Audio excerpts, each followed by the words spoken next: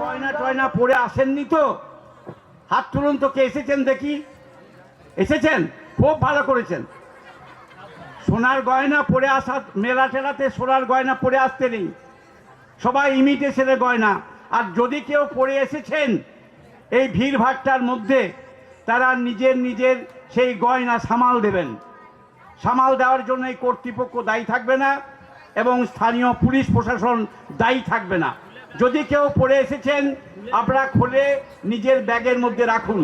তার কারণ যেখানে ভক্ত সমাবেশ হয় সেখানে কিছু অভক্ত আসে, আর আমরা সব আবেগ নিয়ে চলি, তো সেই জন্য মায়েদের কাছে এটা বললাম, কিছু মনে করবেন না। আপনারা সবাই যদি কেউ সোনার গয়না টয়না পরে এসেছেন নিজেরা সামাল দিয়ে রাখুন। পুলিশের দায়বদ্ধতা নেই, উৎসব কমিটির কোনো দায়বদ্ধতা নেই, নিজের দায়িত্ব নেবেন। আর এখানে সোনার গয়না দেখাবেন না, বিয়ে বাড়িতে দেখাবেন, সেখানে কুদাকুদি করবেন। এখানে দয়া করে সোনার গয়না টয়না পরে কেউ আসবেন না, এটা আমার অনুরোধ। এই বলে শেষ করছি।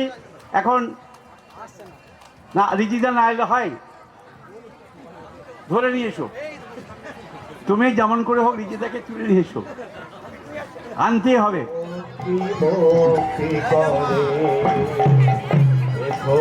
গুরু বধ গুরু হাত হৃদয় করে এসো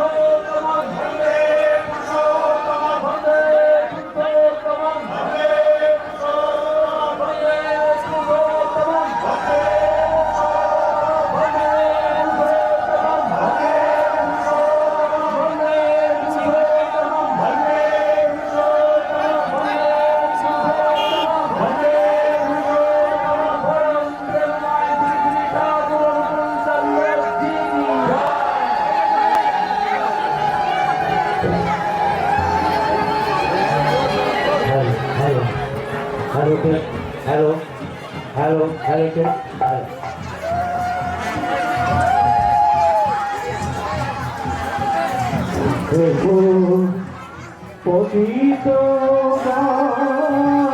বল গুরু গো দেখো ভক্তি মুক্তি করে দেখো গো নাচিয়ায় তুমি জ্যোতির্ময় হাসো গো তুমি হৃদয় পুরা কে ভাসো গো তুমি যদি নয় তনয় ডাকিছে আসো ভক্তি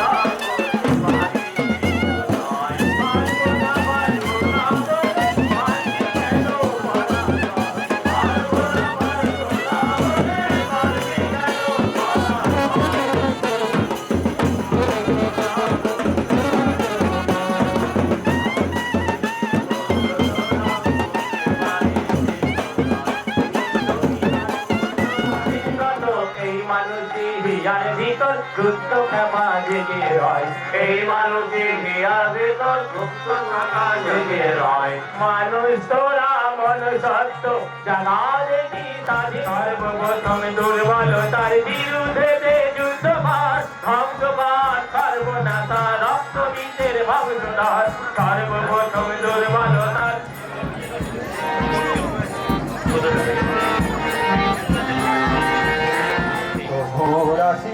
মাথায় করি ছুটি মোরা ভুবনময় সকল বাধার দূর করিব সকল আধার দূর করিব যাবো সবে অবহার সকল আধার দূর করিব ঘুচাব সব অবক্ষয় সকল আধার দূর করিব ঘুচাব সবে অবহার সকল আধার দূর করিব ঘুচাব সব অবক্ষয় ছুটছি মোরা ভুবনময় রইবে না কেউ পিছে পড়ে জীবন হবে মধুময়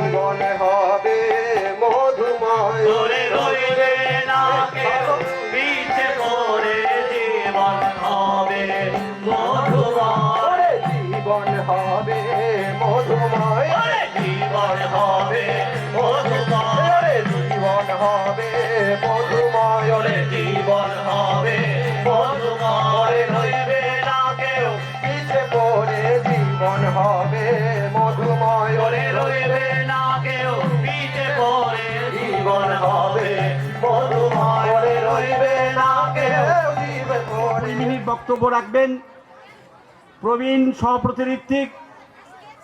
তিনি হাঁসদিয়ার কাছে থাকেন, একটি গ্রামে, প্রত্যন্ত গ্রামে। তিনি বলতে পারি তো কথা, আপনার শুনবে বলতে পারি তো কথা হচ্ছে কি, তিনি আচার্যদেবের আশীর্বাদে তিনি লেখাপড়া পর্যন্ত জানেন না। সারা ভারতবর্ষের বিভিন্ন জায়গায় তার কথা শোনার জন্য অনেকে অপেক্ষা করে। আমি গিরিধারীদাকে আহ্বান করছি, তিনি সবার মাঝে আমাদের উদ্দেশ্যে কিছু বক্তব্য পেশ করুন। গিরিধারীদা সহপ্রতিনিধি।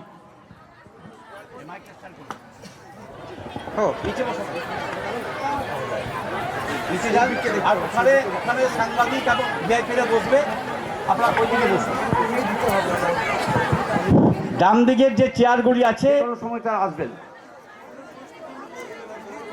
रहेंगे और करेंगे, हर हाल में करेंगे, कभी अपने आप को हार नहीं मानेंगे। हमारे बारे में तो अभी अनिल दा बता ही दिया आप लोगों को। मेरा जीवन एक नारकीय जीवन था। 1968 में मैंने दीक्षा ग्रहण किया है। उस समय ठाकुर जी शरीर में थे।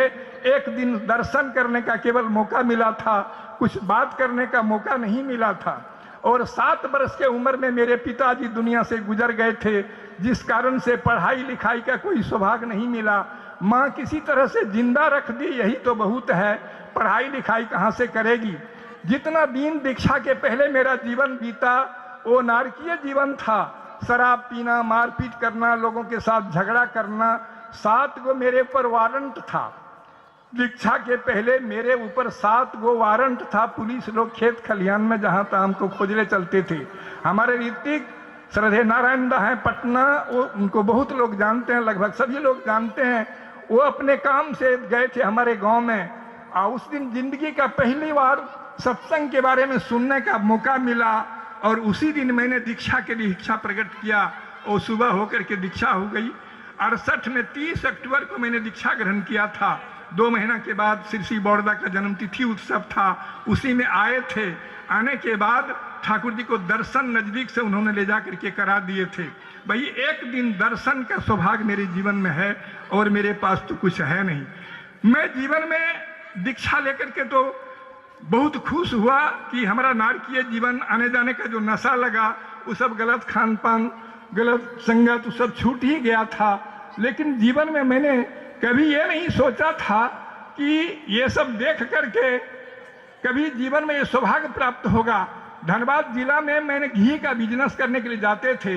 दादा से एक बार हम निवेदन किए थे कि दादा एगो बंगला भाषा भाषी गांव में हम घी लेके जाते हैं, वहां पर सत्संग के आयोजन एगो करना है, एगो बंगला बोलने वाला आदमी को दीजिएगा तो अच्छा रहेगा। हमको दादा पूछते हैं मानसदा के लिए जान। मानसदा बगल में बैठे थे, रीतिदा के भाई साहब दादाजी, तो हमको पूछते हैं अपनी मानसदा के चीनन, आगे आमी चीनी ना, वही तो मानसदा के साथ में गए। और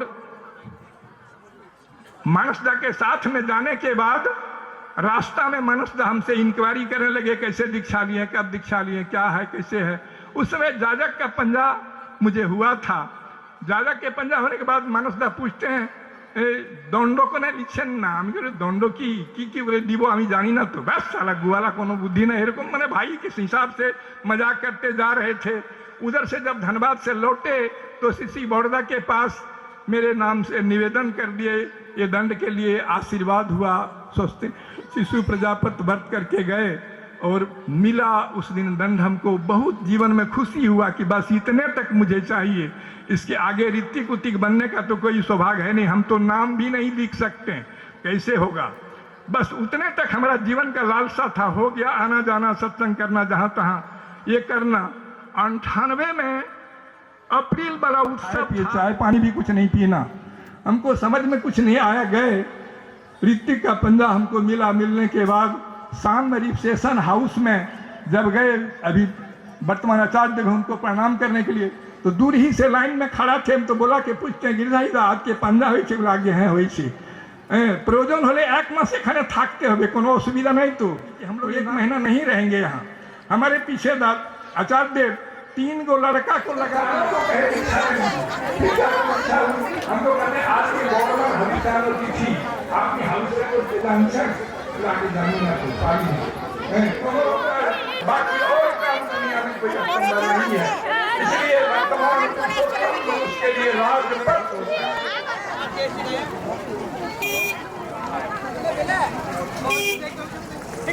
পরম দয়াল পরম প্রেমময় সৃষ্টি ঠাকুরের অনন্ত লোকেরও সেই জীবন আছে, যখন তাকে পাওয়া যায়নি, আমরা পাইনি, আমাদের ভাগ্যগুণে, আমাদের প্রারব্ধে, আমাদের আমাদের অন্যান্য কৃতকর্মের ফল হিসাবে আমরা পাইনি হয়তো, কিন্তু যখন তার দয়া হয়েছে, সেই দয়া পাওয়ার যে রোমাঞ্চ, সেটা তাদের প্রতিনিয়ত স্মৃতিতে তারা জীবন্ত রাখেন।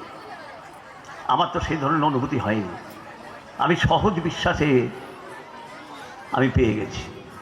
শ্রী শ্রী ঠাকুর এক জায়গায় বলছেন যে তোমরা পরম পিতার বিশেষ চিহ্নিত জন, তোমরা পরম পিতার বিশেষ চিহ্নিত জন, সেই জন্য তোমরা যেভাবে এসছো, পরম পিতা তোমাদের দিয়ে অন্য কোনো কাজ, তার উদ্দেশ্য সাধিত করবেন, এইভাবেই তিনি তোমাদের নিয়ে এসছেন। তিনি এলেন, তার নামে পরিচয়। কোথায় এলেন? পাবনায় এলেন। পাবনা শব্দের অর্থ হলো পাবন শব্দের স্ত্রীলিঙ্গ। পাবন মানে পবিত্র। পবিত্র ভূমিতে এলেন। তার বাহ্য প্রকৃতি কেমন ছিল সেটা এখানে আলোচ্য নয়, কিন্তু তিনি যা করে গেলেন, ব্রহ্মাণ্ডের পবিত্রতম একটি ভূমি তৈরি করে গেলেন। আমরা রাখতে পারিনি, সেটা আমাদের ব্যর্থতা, কিন্তু তিনি এলেন, সমস্ত বিরুদ্ধতাকে জয় করে তিনি সেখানে আবির্ভূত হলেন। তিনি এলেন কোথায়? সেই পাবনার হিমায়তপুরে এলেন। তিনি হিম্মত দেখিয়ে গেলেন যে জীবনকে কি করে তৈরি করতে হয়, ওই জন্য নাম হিমায়তপুর। সেখান থেকে তিনি চলে এলেন কোথায়? তিনি এলেন বৈদ্যনাথ দেওঘরে। আমরা অনেক সময় অনুমানের অনেক কিছু চিন্তা করে থাকি যে কেন এলেন, কেন এলেন, কেন এলেন বৈদ্যনাথ ধামে। অনেকে নানান রকমের ছাপও দিয়ে থাকেন, এই কারণে চলে এলেন, সেই কারণে চলে গেলেন।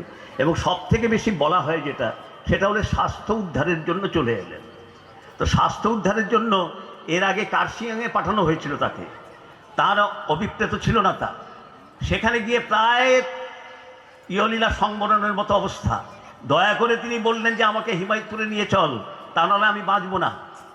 তার যে কষ্ট, যে অসুবিধাটা ছিল, সেইটা ওই ঠান্ডা, প্রচণ্ড ঠান্ডার জায়গায় গিয়ে আরও বেড়ে গেল। সেইটাই যদি হতো, তাহলে স্বাস্থ্যোদ্ধারের জন্য আবার একটা জায়গা কেন নির্বাচন করবে? তিনি সেইখানেই স্বাস্থ্যোদ্ধার করতে পারতেন। কার্শিয়াং থেকে ফিরে এলেন হিমায়তপুরে, তো হিমায়তপুরেই করতে পারতেন। তা নয়। আমরা যারা ঠাকুরের সাহিত্য সম্বন্ধে অবহিত, তারা দেখি যে পুণ্যপথিতে এক জায়গায় তিনি বলছেন, চল চল বৈদ্যনাথ বর্ধমান। এই কথাটা আপনারা দেখবেন। তার মানে তার ওই যে মহাভাব অবস্থার বাণী, সেইটি তার অনুপরমাণু সত্য, মহাসত্য। তিনি বলেন চল চল বৈদ্যনাথ বর্ধমান। বৈদ্যনাথ বলে উত্তরকাশীতে আরেকটা জায়গা আছে, ছোট জায়গা। তিনি নির্দিষ্টভাবে বললেন যে বর্ধমান প্রেসিডেন্সির মধ্যে যে বৈদ্যনাথ ধাম আছে, আমি সেখানে যাব। এটা পুণ্যপথিতে বলেছেন। এই তথ্য আমরা অনেকে জানি না, জানলেও সেটা প্রচার করি না বা বুঝি না সেরকমভাবে। বোঝার চেষ্টা করলে আমাদের লীলা। এই যে বৈদ্যনাথ ধামে তিনি আসবেন, তাহলে তিনি তো সমস্ত বৈদ্যের নাথ, তিনি তার জায়গায় ফিরে আসছেন। এবং দেওঘর তার নাম, দেবতাদের ঘর। তাহলে সেই ভাব না দেখেও তৈরি হচ্ছে, তার বেশি এদের থেকে ভাগ্যবান আর কে আছে? সে পাবনা আর পাটনা কিন্তু আমাদের এক করে দেখা। 16ই নভেম্বর দ্বিতীয়বার যখন দুমকায় এলেন, এই ইতিহাসে জানেন, অনুষ্ঠান সূচির মধ্যে সংক্ষেপে দেওয়াও আছে, সেটা আলোচনা প্রসঙ্গেও পাবেন। সেইখানে কি করলেন তিনি? তিনি কোথায় যাবেন? শ্রী বড়মার নামে কেনা এই জমি, সে নাম কি? পরে নাম হলো না, আগেই নাম ছিল হরিপুর, শ্রী হরিপুর। এটা হরি তার নিজের জায়গায় এলেন। হরি তার নির্দিষ্ট যে অঙ্কের গণিতে তিনি থাকার কথা, সেই শ্রী হরিপুরে। আজকে হরিপুরের নামের আগে শ্রী লাগিয়ে ব্যবহার করবেন সবাই, তাতে তার ভাবটা আরও জীবন্ত থেকে আমরা তার অস্তিত্ব অনুভব করে থাকি। যে ভূগোলের মধ্যে দিয়ে তার যে কষ্ট, বেদনা, তার যে ইচ্ছা, সেটাকে পরিপূরিত করার আমাদের প্রবণতা বা প্রেরণা জাগে। আমরা কিন্তু দায়বদ্ধ সবাই। শ্রী ঠাকুর কোনো জাতির জন্য আসেননি, কোনো ধর্মমতের জন্য আসেননি। তিনি ধর্মকে, সেদিন আচার্যদের মানুষ আমরা আছি সম্মিলিতভাবে, হিন্দু ধর্ম, মুসলমান ধর্ম, খ্রিস্টান ধর্ম ইত্যাদি কথা আমার মতে ভুল বলেছেন ঠাকুর। ধর্ম কখনো বহু হয় না। যেমন জলের ধর্ম, আগুনের ধর্ম, বাতাসের ধর্ম, স্থান কাল ভেদ, এবং সেটা কি আলাদা কখনো? সব জায়গায় এক। আমেরিকার আগুন জ্বালালেও যা তাপ প্রবাহিত হবে, আবার আবার যদি কানাডায় আগুন জ্বালানো হয় তাও তাপ বিকিরণ করবে। সেইটা আগুনের ধর্ম। জলেরও ধর্ম তাই, বাতাসেরও ধর্ম তাই, তেমনি মানব ধর্ম। ঠাকুর বলছেন যে আচরণ বাক্য কর্ম বাঁচা বাড়ার উৎস হয় তাকেই জানিস ধর্ম বলে, নইলে ধর্ম কিছুই নয়। তিনি ফলিত ধর্মের কথা বলেছেন। আমরা আজকে শ্রী ঠাকুরের যে ধর্মমত, এইটাকেই মানুষের কাছে তুলে ধরতে হবে। ঠিক ঠাকুরের যে আমাদের মা দুর্গার পুজো গেল, মা কালীর পুজো গেল, ঠাকুর এক জায়গায় বলছেন তুমি হাজার কালী পুজো করতে পারো, তুমি দুর্গার প্রতিবার পুজো করতে পারো, তোমার গর্ভধারিণী মা বাবার যদি তুমি পূজা না করো সেই পূজার কোনো সার্থকতা নেই, কোনো দাম নেই। তিনি এইটাই আমাদের শিখিয়েছেন, পিতৃদেব ভব গুরু, আচার্য দেব ভব গুরু, মাতৃদেব ভব গুরু। তাই আমাদের যে দর্শন, ভারতীয় যে কৃষ্টি, ওল্ড হোম করো নয়। আমাকে কয়েকদিন আগে একজন দাদা বললে একটা বৃদ্ধাবাস করলে হয়। ভারতবর্ষের কালচার বৃদ্ধাবাস করা নয়, তার সন্তান তার পিতামাতাকে দেখবে, বৃদ্ধাবাসে রাখার কথা বলেনি। আজকে আমরা আধুনিক শিক্ষায় শিক্ষিত হয়ে, পাশ্চাত্য শিক্ষায় কিছু টাকা রোজগারের মেশিন তৈরি হয়ে আমরা কৃষ্টিকে, সভ্যতাকে ভুলে যাচ্ছি। সেই সভ্যতার পুনর্জাগরণের জন্য তিনি এসেছেন। তিনি তো 1969 সালে তার নরদেহ সংবরণ করেছেন। কিন্তু যে আচার্য পরম্পরা, আমি কি মনে করি জানেন, এখানে দাঁড়িয়ে আমাদের যখন ধৃতি জাগরণী উৎসব হয়, 8ই আগস্ট তিনি এসেছিলেন আমাদের বীরভূম জেলাতে। সেখানে এসে এখানে হরিপুরের জায়গাটা বলেন, চলেন অনিন্দা হরিপুরের জায়গাটা দেখে যাই। ওই জায়গায় দাঁড়িয়ে তিনি আঙুল দিয়ে দেখলেন এই জায়গাটা, তারপরে তিনি ওই জায়গায় গেলেন। আমি মনে করি কি একবার বলেছিলেন ওই জায়গাটাকে যদি আপনারা গভর্নমেন্টকে দিয়ে এই জায়গা নিতে পারেন কিনা, সে এক্সচেঞ্জ হলো না, সম্ভব নয়। তাকে ওটা সৎসঙ্গের জমি, এটা বড়মান নামের জমি, সেই জন্য এক্সচেঞ্জের তফাৎ হচ্ছে, তাই আমাদের নিজের জন্য প্রিয়ার দিতে হয়েছে। আর একটা কথা বলে রাখি যে আমার ব্যক্তিগত যে ধারণা, এই ভূমিতে যেমন ঠাকুর এসেছিলেন, বর্তমান ঠাকুর ওই জমিতেও এসেছিলেন। তিনি গেছিলেন ওখানে, তার শ্রীচরণ ধুলি পড়েছে আজকের যিনি আচার্যদেব। আজকে তাই আমি মনে করি তিনি পুরুষোত্তম, কিন্তু পুরুষোত্তমের পতাকাকে যিনি বহন করে নিচ্ছেন, যিনি আমাদেরকে পুরুষোত্তমের পথে চালিয়ে নিয়ে যাচ্ছেন, তিনি আচার্য। আচরণশীল যে ব্যক্তিত্ব, তিনি আরেকটা ঠাকুর। ঠাকুর বলছেন তোমার ঠাকুরত্ব না লাগলে কেহ তোমার কেন্দ্র নয়, ঠাকুরও নয়, ফাঁকি দিলেই পেতে হবে। তাই আগুন যদি একটা শুষ্ক কাষ্ঠখণ্ডে যদি আগুন প্রবেশ করে যায়, সে অগ্নিময় হয়ে ওঠে। তাই পুরুষোত্তমের যে অগ্নিশিখা তার মধ্যে প্রজ্বলিত হয়েছে। যারা আপনারা দেওঘরে গেছেন, তার সান্নিধ্যে গেছেন, তার দিব্য প্রভা, তার দিব্য বিভা, তার দিব্য জ্যোতি আমাদের প্রত্যেককে আপ্লুত করে। প্রত্যেকে তিনি এক জায়গায় বলছেন, আমার কাছে যখন একজন মানুষ দাঁড়িয়ে থাকে তার ভূত ভবিষ্যৎ সব আমি দেখতে পাই, কিন্তু আমি কিছু বলি না। তিনি মিটকি মিটকি হাসেন, মস্করা করেন, মস্করার ছলেও অনেক কথা বলেন। আপনারা যারা দেখবেন আজকে দেওঘর যারা একবার টকবক করে ফুটছে, আর একটা ঠাকুর এই তো রিজিরা প্রতিদিন সংস্কৃত ভাষায় বাণী পাঠ করেন, তার সান্নিধ্যে থাকেন। আমি শ্রী বর্দার কাছে থেকেছি, দেখেছি সেই যে অবস্থা, আজকে সেই জিনিসই অদ্যাবধি সেই লীলা করেন গোড়ারায়। কোনো ভাগ্যবানে দেখিবারে পায়। আমাদের যে যদি চোখটা ঠিক থাকে তাহলে আমরা তার মধ্যে ঠাকুরকে দেখতে পাবো। চলুন আমরা সকলে মিলে সে আচার্যের আশীর্বাদকে মাথায় নিয়ে বীরভূমকে আমরা সুন্দর করে তুলি। তিনি বললেন একদিন বাংলার উৎসব হবে। দেশ ভাগের পরে শ্রী ঠাকুর আর বাংলায় আসেননি, মাত্র কয়েক ঘন্টার জন্য এই ভূমিতে এসেছিলেন। সবাই আপনারা সংকল্প নেন, এই ভূমিতে আমরা মন্দির তৈরি করে আচার্যদেবকে হাসি ফোটাবো, এই বলে আমার বক্তব্য শেষ করছি। আজকে এই সভায় উপস্থিত আছেন আমাদের পাশের জেলা বর্ধমান জেলা থেকে বিশিষ্ট সমাজসেবী, তিনি আমাদের অত্যন্ত কাছের মানুষ, আমার বন্ধু মানুষ। তিনি ব্যবসা করেন কিন্তু সবসময় মানুষের পাশে দাঁড়ান, বিপদে আপদে প্রত্যেকটা জায়গায় তিনি যান। আমি শুধুমাত্র টেলিফোন করে তাকে বলেছিলাম যে অমরদা আপনি এখানে আসবেন, তিনি এসেছেন, তার জন্য আমি কৃতজ্ঞ। অমরদা, তার নাম অমরচাঁদ কুণ্ডু, তিনি আমার পরেই কিছু বক্তব্য রাখবেন। আসুন অমরদা, আপনার মূল্যবান ভাষণ কিছু বলুন। জয় গুরু। ঠাকুর, প্রথমেই যে ঠাকুর এখানে এসেছিলেন, যার জন্য এই সব, সেই ঠাকুরের চরণে ও মায়ের চরণে বা পরিবারের সকলের চরণে আমার শতকোটি ভক্তিপূর্ণ প্রণাম জানাই। মঞ্চে উপস্থিত সকলেই ভক্ত ঋত্বিক সাহেব যারা আছেন এবং সামনে উপস্থিত ভক্ত মায়েরা আছেন সকলকেই আমার ভক্তিপূর্ণ প্রণাম জানাই।